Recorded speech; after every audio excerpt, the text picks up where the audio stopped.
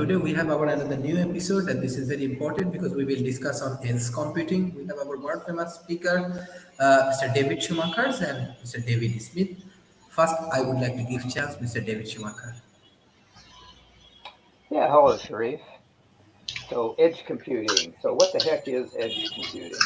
Doesn't have anything to do with knives or anything else. Okay, I promise that's my last joke, maybe this morning. What is edge computing? So, it's a form of a distributed information technology architecture. And that just means how the IT network and data and where the processing is at, how they're all configured. In this case, edge computing, we take uh, client data and put it on the periphery of the network, put it on the outer edges of the network, as close to the originating source as possible. That's the idea. And then the central computing is still centralized, of course. And then computing at the edge and central, they communicate with each other in the background. So why would we want to do that? Well, real world constraints like bandwidth limitations. How fast can I move this data? And latency issues. Think of latency as like jitter. You have to wait for the signal to stabilize before you can move on. So both bandwidth and latency are big issues. And then if you have branch offices or factories in, say, more rural settings or whatever, you can have network disruptions that can keep you from communicating to the main center. But if you can still process locally, and then when the data path comes back, you can catch things up, so to speak. So those are some of the advantages of why we would want to do something like edge computing. So simply said, edge computing moves some portion of storage and computer resources, takes it out of the centralized data center, and then moves it closer to the source where that's at. So that can be a retail store, it can be a factory, it can be part of a smart city, for example, which we've talked about on occasions. So only the result of the computing work at the edge gets sent to the central center. And that's because that's where big data is at. That's where other humans, maybe executive level or associated departments, are going to want to look at that information. So it's a combination of what we call WAN, wide area networks, and LAN, local area networks. I worked for a company for a number of years where we used this model before we went to a hybrid with something else I'll talk about in a second. So I worked on the LAN in a geographical area for the southwest part of the United States for this company that I worked for that was headquarters out of Atlanta. So on the LAN team, we had two people like me, systems engineers, administrators that took care of data and storage and working with the frontline technical support troops, the ones that work with the individual customers. And then we had a network engineer that was in charge of making all the data flow as it needed to flow. And then we had a couple of other specialists as well for something that doesn't really pertain to our conversation today. But we worked making sure that our business interests in the Southwest had a continuous stream of data. And then we also worked with our home office in Atlanta to make sure that the information that they needed was pulled out of our LAN across the WAN into the corporate environment for the work of the corporate people. And then it became spider web because there was a number of regions and then we backed each other up. So the LAN WAN situation worked quite well for what we were doing. And then we started to move to other terms that you're going to hear about. And I'll bring them up because sometimes they get confused with edge computing. And cloud computing is essentially putting everything in a data center in the sky, which really sits some other physical place, of course. And then we used data acceleration technologies and storage and forward technologies to be able to keep that data in sync. So it was took some elements of edge, took some elements of centralized computing and virtualization, and put them together. So there's a relationship there. And then one other relationship that I really like the term is called fog computing. So what the heck is fog computing? Well, a cloud's supposed to be high up in the sky, and fog is usually closer to the ground. And that's the whole idea of fog computing. It's a model of cloud computing, edge computing, where you have, once again, a lot of data collection, source collection at the ground level. So, which one of these is right for a business? And I'm going to give you the answer that you probably don't like, and the answer is it depends. And why does it depend? Well, all of these are tools for getting specific jobs done. Okay? So if I asked you, is a carpenter's hammer better than a sledgehammer or a jackhammer? You would say, well, it depends what you're going to use it for. Well, that's the same with these. So you have IT people, systems engineers, that's my background, where you would come in, you would look at the situation, you would look at data speeds, the volume of data, you would take all the hard numbers and determine we need this type of architecture in this part of our grand scheme, or we need this type of architecture over here. And it can be a fluid environment as business and regions and satellites change. One of the big changes for fog has been IoT devices, which generate lots of data. So you want more edge computing closer to the ground and maybe integrated into the cloud. So all pretty interesting stuff. And I'm sure we've got a lot more to talk about. And I'm really interested in hearing what my other David is going to talk about because of his unique background. So I'll stop there for now. Thank you, Professor David Smith.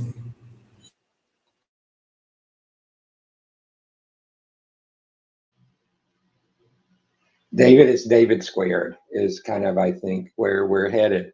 So I love how you began to give, but let me expand a little bit more on it and a slightly different definition of edge computing. Uh, and I began to use edges in a lot of different ways and with a lot of different terms applied to it. But to me, edge computing refers really to the processing, analyzing, and storing of the data closer to where it is generated in order to enable very rapid, near real time, if not real time, analysis and response.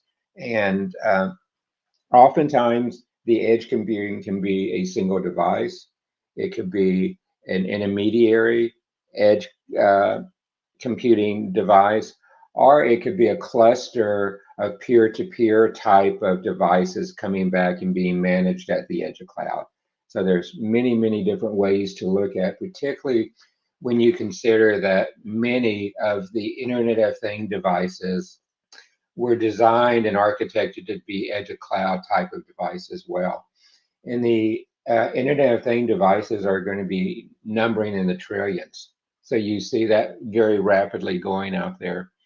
Um, but you begin to see how these type of sensors and other devices and computing at the edge of cloud are going to become very pervasive.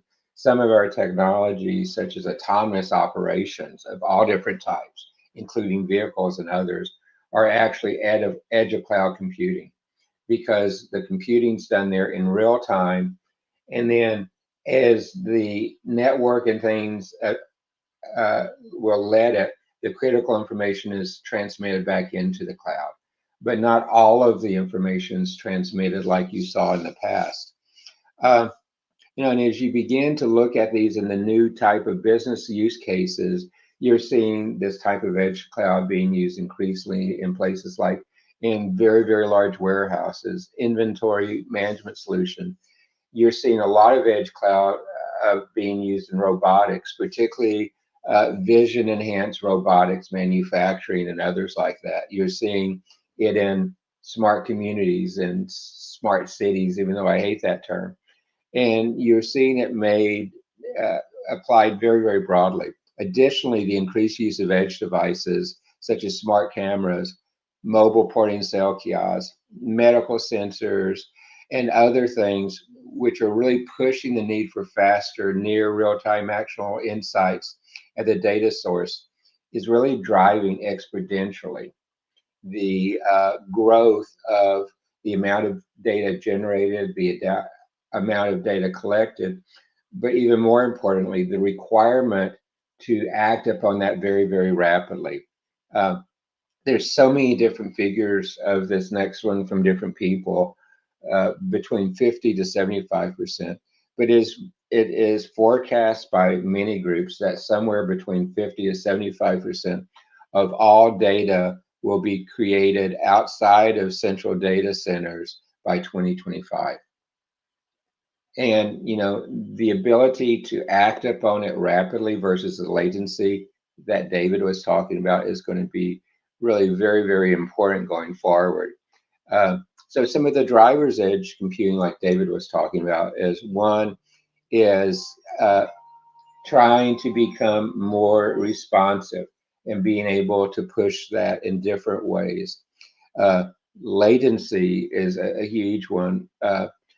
They're implementing operations that need real time or near real time type of action. And they're doing it in a wide area, as David had said. And latency is one of the big ones. And by keeping the data processing and the sensing and actuators close together, you decrease the legacy. Bandwidth.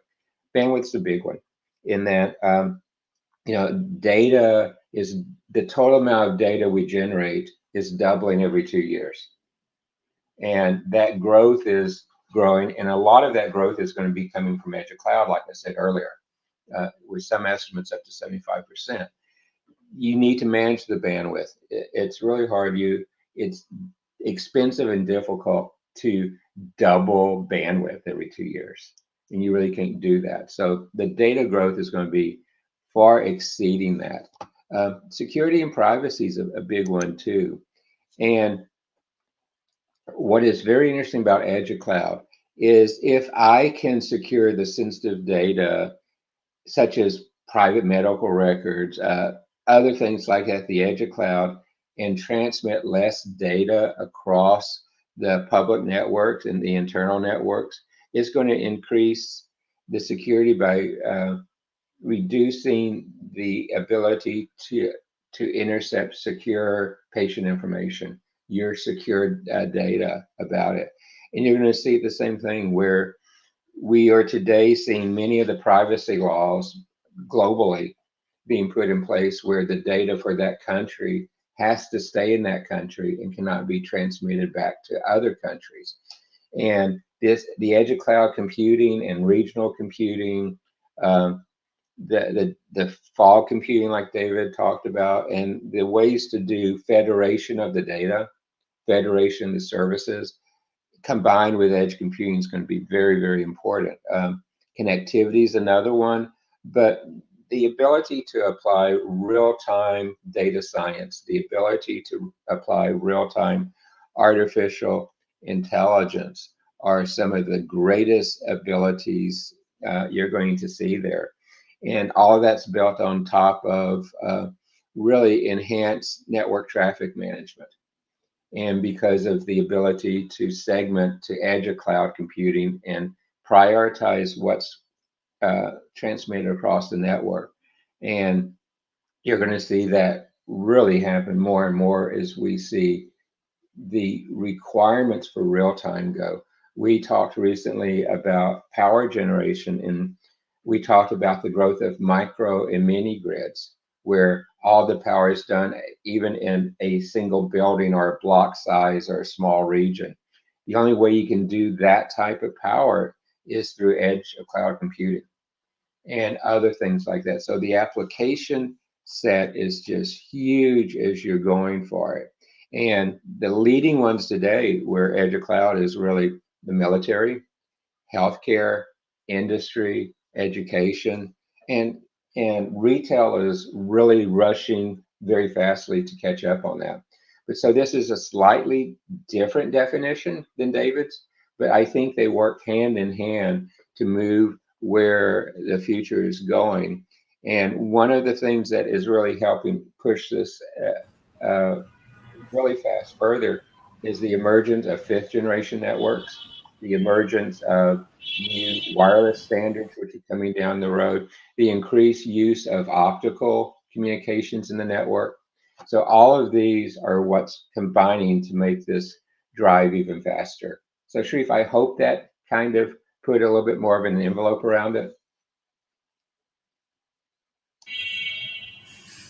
Thank you. Professor David Schumacher, as we are representing more developing nation like India, Bangladesh, or Malaysia, so how is computing can be helpful uh, for our next industrialization?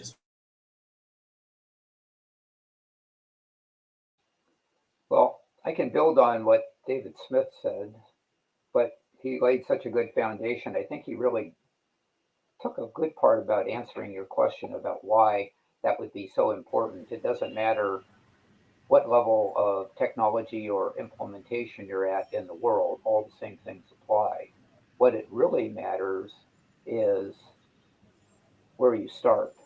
For example, a company that I worked for was a telecommunications company. We had the luxury of having high speed data lines all over the US and even outside the US. So when we would look at implementing a solution between, we had retail stores, we had factories, we had regional offices, and of course we had the main headquarters. We could put high speed lines in pretty much all of those places. So that meant we had much more latitude about what we did with data, and uh, it gave us some real advantages. So let's say that I work for an automotive parts company, and they would need to go to a telecommunications company and buy data services and high speed. As the speed goes up, as latency goes down, prices go up. Okay, so then the whole design of the software and the network become considerably different. That's an analogy, maybe perhaps between countries. If you're in a country that has well established data networks, maybe it's more like the company that I worked for. And if you're in a company which is really typical, we even find this in the United States, where you have branch offices or retail centers in rural areas where they're not well served, then you have to look at maybe those lower data speeds and looking at some other technologies. Now, that can be a problem, and that's the good news because every time you can identify a problem, there's an opportunity. So, the entrepreneurial mindset of your students and some of the other people that are watching this show may look at that and say, so what are the problems for being able to implement the type of data structures, the architecture that David Smith and I are talking about? Find out what those are. Talk to the people. Do you have, say, for example, a retail chain that has stores in the major cities, and then they have stores in some of the smaller cities and in rural areas? Is there an opportunity for providing data services to those smaller communities? Maybe you specialize in that. Or whatever the different limitations will be, and they'll vary in all countries at all levels. And this is where the entrepreneur can uncover those particular problems and solve problems for people and develop a business at the same time. So I don't know specifically what it's like where you're at, but that's what it takes is somebody focusing on that and then applying the right tools to those particular situations. I hope that helps. Thank you, Professor David Smith. Sharif, thank you again. You as we look through the whole area of how to look at the edge, how to take advantage of the edge, it's really important for us to begin to look at some of the nuances of the edge computing and how it can be used. Edge computing is driven by, first, the largest driver of edge computing is sensors. And think about how many new sensors we're seeing. How many cameras are popping up at our homes, in the cities, in the offices, in the factories? I have some of my friends who just going to their homes, they have over a dozen cameras on the outside of their homes. They have cameras on the inside. Look at the sensors they have. They have motion sensors, they have temperature sensors, they have water sensors.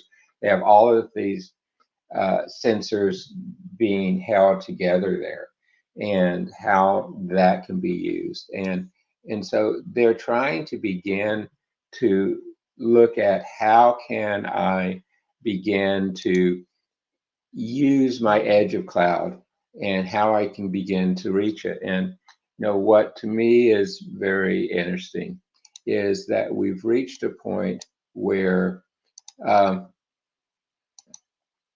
we're trying to allow more artificial intelligence. We're trying to allow ourselves to expand what we can do and our function control. And edge of cloud computing is really enabling that. And edge of cloud is riding on top of Moore's law. It's riding on top of Metcalfe's law. And those are beginning there. But we begin to see how from connected vehicles to intelligence bots on the factory floor in retail. The amount of information generated is higher before, but most of this data is not exploited because by the time it comes back to a central cloud and we run processes on it, well, when we put in a database structure, run processes on it, view the results of those analytics, oftentimes it's too late to take action because they need to be done in near real time, and that really takes you away from there. So the edge of cloud computing is to help us make better decisions and better actions moving forward. And it's harnessing the growth of the in-device computing capability to provide these deep insights in this type of analysis and action. I can remember when the type of computing devices that we would have were, size of desktop computers and smaller, but yet my smartphone has all more processing power in this one device than we sent to on the early moon missions as computer power. I can take this type of form factor and put it at the edge of cloud, and it lets us unlock the potential of using those sensors, of using the combination of sensors, of using the data there to do things immediately. And then work with the mothership, the data centers and things to do it.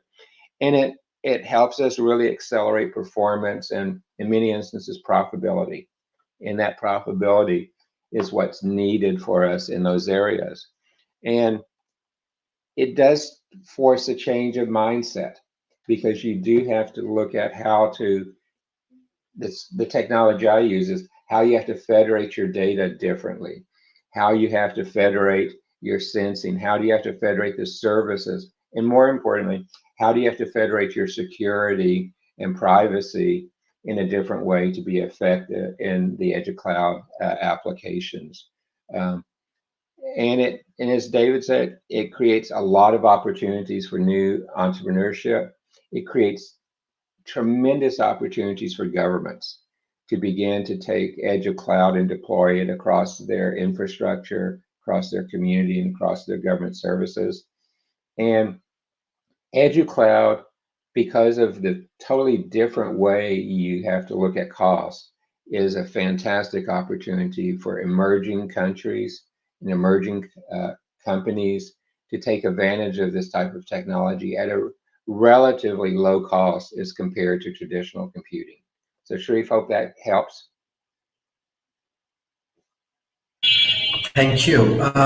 Mr. David Schumacher, as you are part of Transhumanist Party, so how transhumanist concept can help more youth communities for developing nations to engage with this kind of research and innovation, like is computing research and innovation? Yeah, thanks for bringing the Transhumanist Party into this. Of course, we're about science, health, and technology, and we focus on that in a lot of different ways. So obviously, there's a connection with edge computing because edge computing, cloud computing, fog computing, these terms are a bit fluid, I find, as I talk to different people. But the whole idea is this idea of moving data closer to the source, being able to have valuable data at the right time at a corporate headquarters for strategic decision making. It's all very important. Now, the whole idea of the Transhumanist Party, as I said, is to promote betterment for society using technology, and that comes in a lot of different ways. So let me give you an example. I remember reading a while back about in Malaysia a project. I don't have the details in front of me, but I do remember. I believe it was a government private partnership for growing a higher yield of crops. I believe the crop was rice. And they did that by placing sensors in the field so that you could keep track of the soil moisture, and probably many things about farming this particular crop that I don't understand. And that's out in rural areas, so they need to be able to collect that real time information and get it to where it needs to go.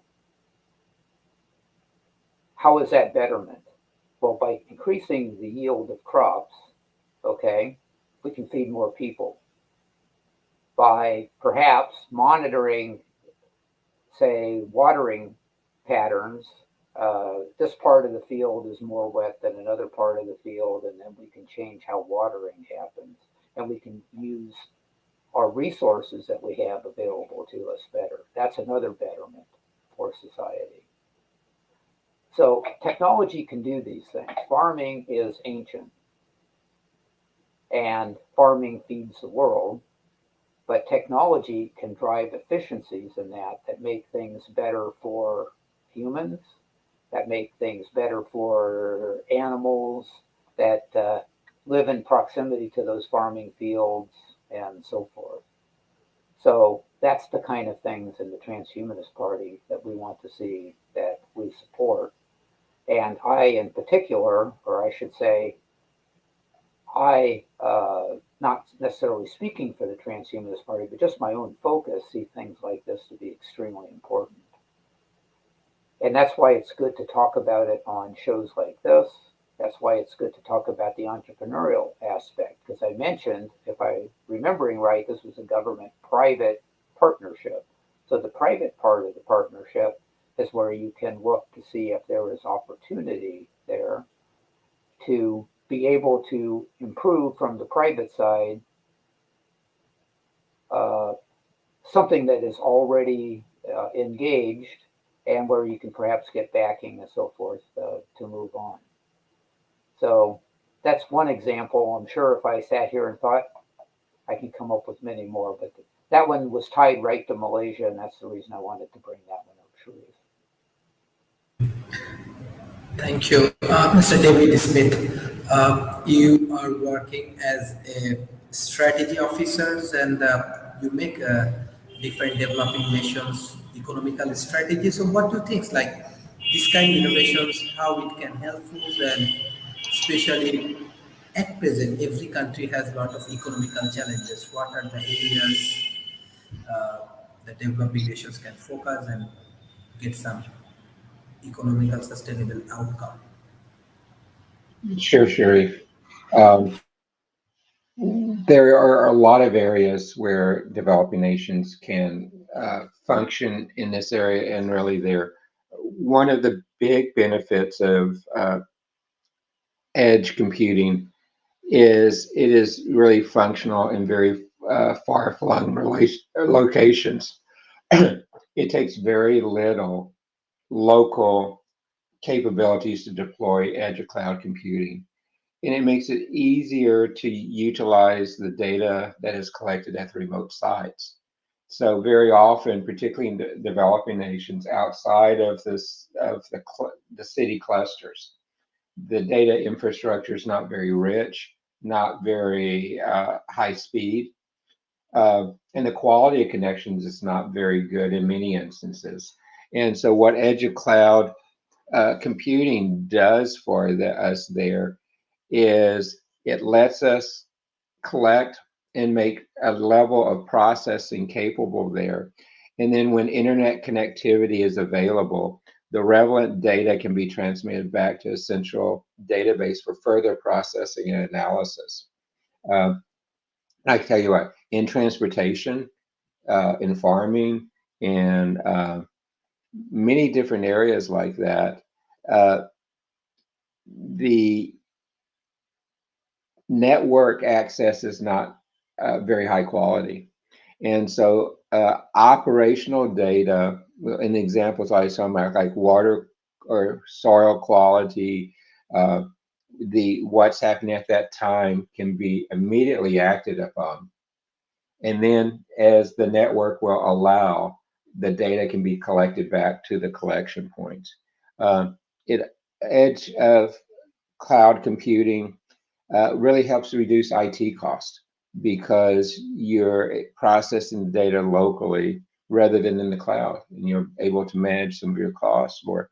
Like I said earlier, and particularly for countries all around the world, and this is very important, is it helps you with your data sovereignty, and it lets you adhere to data privacy regulations for the country where you're collecting the data and using the data. And by being at the edge of the cloud, it lets you have multiple edge of cloud data repositories, depending on the country you're in and the nuances of different rules. There's a lot of discussion how edge of cloud computing can improve workplace safety. And that's because it's real time. Um, some of the more developed nations have much more enhanced safety regulations than some of the developing nations. But this edge of cloud computing with the right sensors and the right type of artificial intelligence can be deployed to, in near real time, help create a much safer workplace for the people. And I can see this as being very beneficial and in some ways necessary in developing nations, because if you look at some of the UN studies and others, the incidence of workplace safety problems is the order of 7 or 8 times higher in a developing nation than it is in a developed nation. What's one of the other ones on this? Some of the other studies, particularly a recent study by Gartner and one by IDC, all point towards this faster response time allows you to have greater employee productivity. And the, if you take out the data latency, the network bottlenecks, and how you have a diminishing data quality over time, what you can do with that data and how to affect it.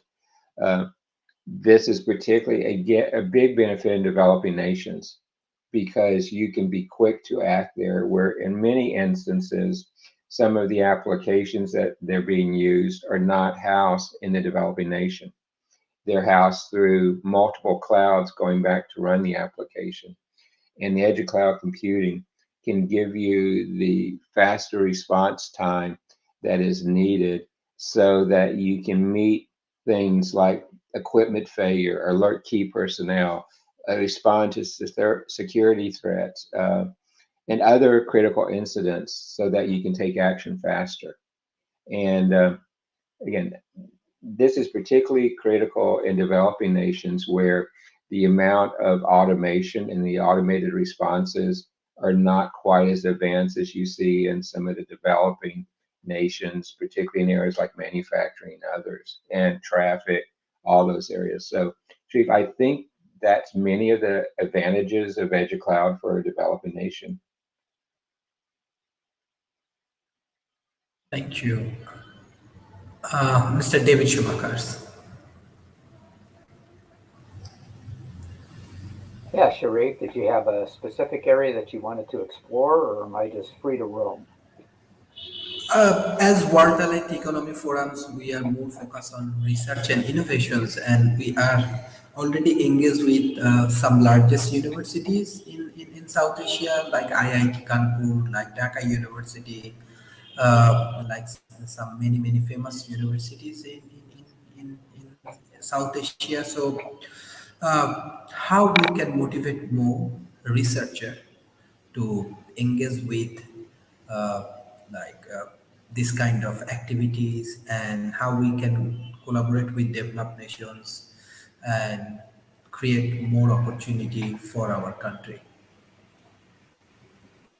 Well, of course, we will always want to do that, and maybe even edge computing can even help with that. So I'm going to take a step back and take a little bigger arc on the idea of edge computing and try to tie it into the question that you talked about. So if you have researchers, for example, in these different universities, sometimes those can be silos. In other words, one university specializes in one thing and another university specializes in another. And all that data is probably kept locally. And when I talk to academics, one of the things that they talk to me about is it can be hard to share data uh, as it needs to be shared. And those are not all technical reasons. There's other reasons that go along with that, but I'll just speak to the technical reasons. So the city that you're in, its university, might be better served to be able to take an approach where they can uh, centralize some of this information if it's, say, all the same university system. Like here in the state of Arizona, we have two public colleges or universities, rather, one in Phoenix, which is in the central part of the state, and one in Tucson, which is in the southern part of the state. And they can have a partnership together where you can have the hybrid of having all your local data systems for your specific geographic area shared on a broader basis, and then take and tie the like minds together so that it's not a matter of needing to create reports and send them to someplace else, but allow them to have more immediate access. Now, obviously, real-time access would be the gold standard or the platinum standard, whatever the highest standard is that you can think of. But what you really want is data at the rate that it's useful to the people that are using it. So perhaps you have researchers in one location that are working with, say, population demographics, and a researcher at another organization in that country and a state, whatever the geographical area is that's cooperating, can use that data. Well, with proper permissions, like I said, the non-technical side of things, you can work a technical solution to where you can benefit by some of the things that we've talked about from edge computing, being able to uh, keep it locally, maybe like David Smith was talking about, and I mentioned earlier about the great proliferation of IoT devices, or for that matter, just cell phones, tablets, and feeding information that comes from there into a common system. So that would be benefits for the different universities if that's not already being done in Malaysia, Bangladesh, India, wherever that is at. And it takes human cooperation, and then it takes a technical focus to put together the kind of system that would really benefit them to where they don't lose what they have and they gain because of the synergy of working with like minds in other areas. That leads to innovation. And then innovation leads to entrepreneurship, or entrepreneurship leverages innovation and leverages this information. As entrepreneurs tell me that they'd love to have access to emerging ideas, concepts, technologies that are coming out of universities. So once again, completing the spider web benefits everybody that's in the equation. That's not specific to Malaysia or developing countries, but as I've said before on this show, sometimes developing countries have an advantage over the so-called more developed countries, because the more developed countries can get pretty set in their ways. They've had systems that work. They have a large technological investment in what's going on. And when you're operating closer to a cleaner slate, it's a lot easier to be able to do that. Let me give you a technical example. Telephones is one of my favorites. So growing up, all telephones had wired hand cords, and the telephone was wired into the house. And for a long time, there was typically just one.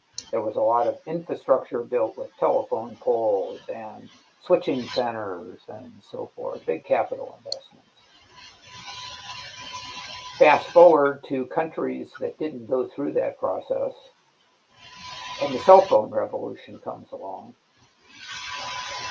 They put their money into developing towers and handheld devices and don't have to worry about trying to maintain usefulness and a monetary stream from the previous technology. So apply that to whether it be edge computing or any other technology as it advances. Sometimes there are distinct ways of doing that. So perhaps you can think of some examples of where that could be useful in Malaysia, Bangladesh, India, or other places, and maybe we could talk about them a little more specifically. But for right now, I'll pass the baton.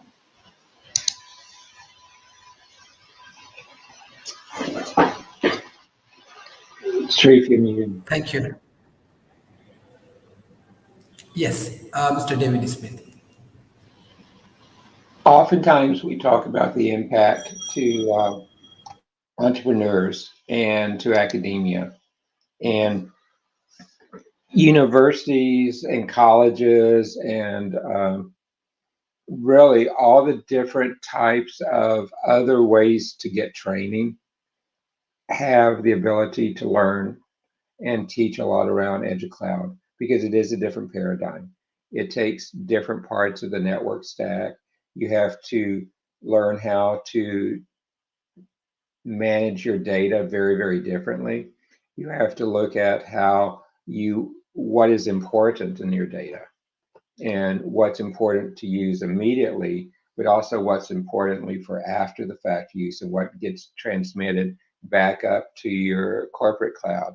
And you begin to look at areas like manufacturing, energy, farming, retail, healthcare, all the autonomous and other things like that. Those are all areas where technology is making major impacts today. And edge of cloud and Internet of Things, this new vision technologies, new sensors, new ways to control things that can be automated in each of those: manufacturing, energy, farming, healthcare, vehicles, all are depending on edge of cloud technologies and the sensors and actuators and things that go with them. So from a university training standpoint, from academies, very, very important to teach this to the students.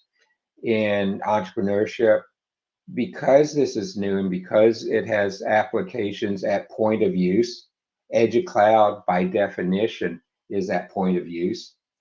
A lot of opportunities for entrepreneurship, uh, tremendous opportunities for entrepreneurship.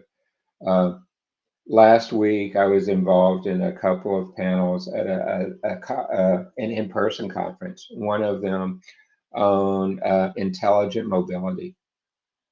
And intelligent mobility would not be happening without edge of cloud computing.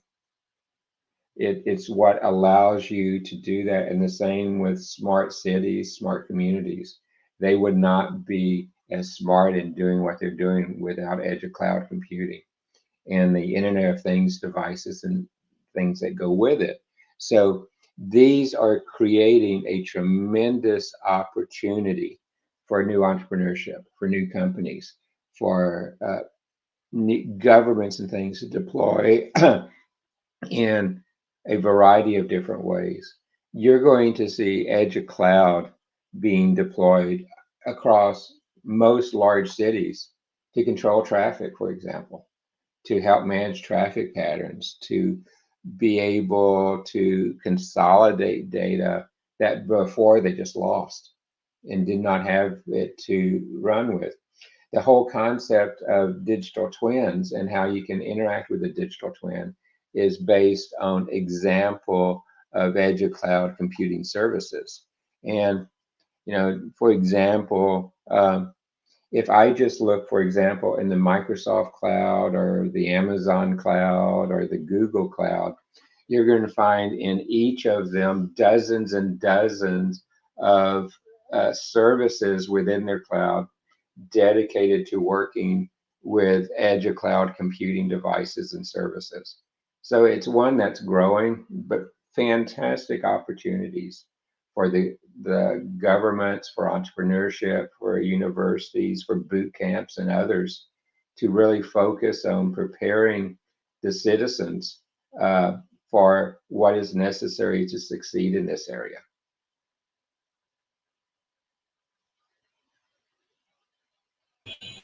Yeah, I'd like to Thank you. add to that a little Mr. bit. David Schumacher? Yes.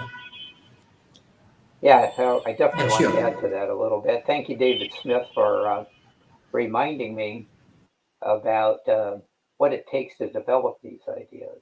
Sometimes I think so much about designing the ideas, I forget about developing. So, what I mean by that is when David Smith talked about the Amazon cloud, the Google cloud, the Microsoft cloud, I sat up inside because I remember the days prior to that when this took engineering in the corporate world, it took engineering our own solutions, and this took a considerable period of time once we had requirements and so forth. Now, you still need careful consideration for implementation, but being able to leverage the clouds that we just spoke about and being able to use the tools that they have available cuts down on the implementation time to be able to bring this from my point of view as somebody that's an infrastructure guy and bring it to my customers. But even more importantly, though, I think it really helps with how you plan your finances and so forth. A large part of developing them on campus on your own site is that you have to forecast equipment requirements, power requirements, space requirements, and all of that takes time. Okay? And some of it can be very difficult. But being able to leverage these amazing cloud systems that we have allows us to be able to have access to solutions much, much quicker than we had. And once we have them in place, to be able to morph and change with changing requirements. It probably comes as no surprise to anybody who's done any design work that what the customer tells you they want, what you deliver, and then what they really want are not all the same thing. And it's really great to be able to respond to those. Plus, there's changing market conditions, there's changing economic pressures. There's a number of reasons for this change as well. So, those cloud systems allow for a lot. And first thing that I thought of course, was the rapid implementation. This can be useful, tying it back to the entrepreneur that we're talking about, because there's great advantages to being first to market if you have a great idea. There's great advantages into, say, not owning all that hardware and real estate to be able to support the situations as you need to change or maybe even move on to a different idea. So we live in a really modern way of being able to handle these situations, which should be exciting for anybody that's working with them.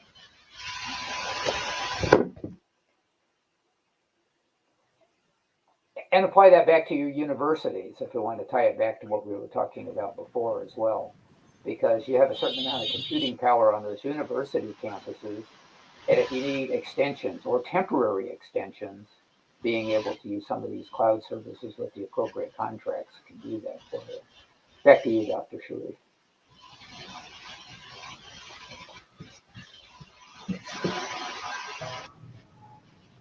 Professor David Smith, what's your concluding remarks for today's session? Well, Sharif, you always pick good topics, and you pick topics that have applicability across most of the world. And you've done it again today. And edge of cloud is a concept that companies need to understand, because if we look at how real-time services are going, the Internet of Things is progressing, how changes we want to do in government, such as real-time voting, enhanced security, enhanced law enforcement, the military, uh, efficiency of operations at airports, at immigrations, and others like that. Edge of cloud computing is going to be very, very important in all those type of Oh applications. my, I It's think we going to could be, use a technical solution here at this point. From my oh, point of really view, good. I see David Smith had dropped and Dr. Sharif had dropped. But now we're back and we're speaking about technology again. So Yeah.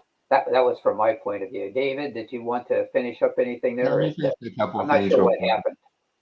I'm not either, because I just kept talking.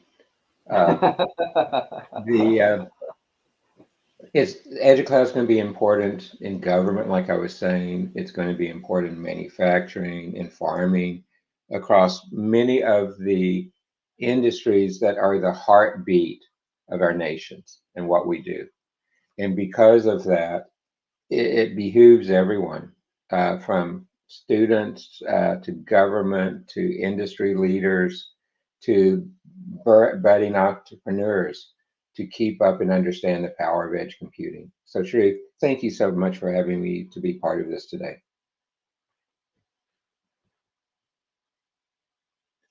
David, I guess it comes to you. I guess it does. So, yeah, I'll also thank Dr. Sharif about the topics that he picks. As you say, David, he always picks great topics, timely topics, and topics that, as you mentioned, people can take action on. And that's what it comes down to. I enjoy talking about these topics, but putting them into action and finding benefit. Uh, that's that's the that's what you want. So, pardon me. So, edge computing is that. I would encourage people that are watching us, if you're a student, to look at if this interests you, how you can get involved, and what area. There's a lot of different parts of this that you could be involved with, from software design to architecture infrastructure that I was in, to supporting systems or delivering systems. And from a business point of view, there's a lot of different ways to cut this. And I'm sure that World Talent Economy Forum has ways to be able to bring in the students, especially in the countries that they work closely with, to be able to help you determine where you might fit into this situation and how you might be able to develop and use and look forward to 21st century solutions wherever you find yourself. Um, I've made a I've made a long career out of technology, and I want to say that it's been not only economically good for me, it's also been very good for me to be involved in being able to see the kind of benefits that we can bring forward. So all of that goes into the student population. If you're a business owner looking at this, you may want to talk to Dr. Sharif and see if there is means to have him connect you with people that can show you how something like edge computing could help your specific business. Because what you do in this regard could put you ahead of your competition. So it's not just entrepreneurs, it's also established businesses, whether they be bigger or smaller. But typically, the smaller businesses need board uh, uh, dedicated focus for people looking at that because your situation could be quite unique and perhaps could tie you into things that are pre-existing. Like I talked about, uh, leveraging off of what David Smith had talked about, the different cloud operations. But there's even other type of cloud systems that you can use that can be very cost effective for a small business that you might want to consider that might allow you to reduce costs or provide additional services to your customers. So I'm hoping that all of what we've said here today is not just something that's interesting. I hope it's something that you can think on and find a way to put to use because putting it into actual practice is the only thing that's really going to make a difference. And because you know the specific problems that you have in your business, you can work with someone who understands how to solve these problems and come up with some really innovative solutions that maybe haven't even been done before. And you can do this no matter what level of business volume you have or how many locations you may have or any of those things. Don't put those kind of limitations on yourself. So I guess while we're waiting for Dr. Sharif to come back, I'll turn it back to David Smith and see if there's any further thing. And then if there's not, we'll just go ahead and shut it down from here. Yeah, I had thought he would be back by now. Um, As did I. yeah, the whole area of technology enhancement, and let me just finish with one point, hopefully waiting for him to come back, is that, yeah, and he actually just says he's lost connections over there. So I'll wrap up with this. Um, Many of you hear me talk about systems of systems and how the system of systems is built around the concept of platforms, while cloud computing fits 100% into that advanced approach here and how that can be used and deployed. So this really is where the major trends in information technology and technology in general are going, and you should carefully follow it. David, I think probably the best way to end this after looking at some is if you and I both leave the studio, that the Yes, I studio agree. will complete itself with no one in it. So people who are listening to this, I'm going to do the Sharif part. Please tell others. Uh, please work with others for it. Work with your institutions, work with your universities, work with your governments. Put your entrepreneurship to use. Reach out to the World Economic Talent Forum and take advantage of their resources, the programs they have going on, the new academic programs they've set up, and take advantage of it. It's a truly a global resource that is bringing you capabilities from around the world. And both David and I are very fortunate with the other speakers to be part of this. And we really thank you for being involved with it. So with that, David, I think I will go ahead and leave the studio and And as shall I. in the future. Take care. Take care, y'all.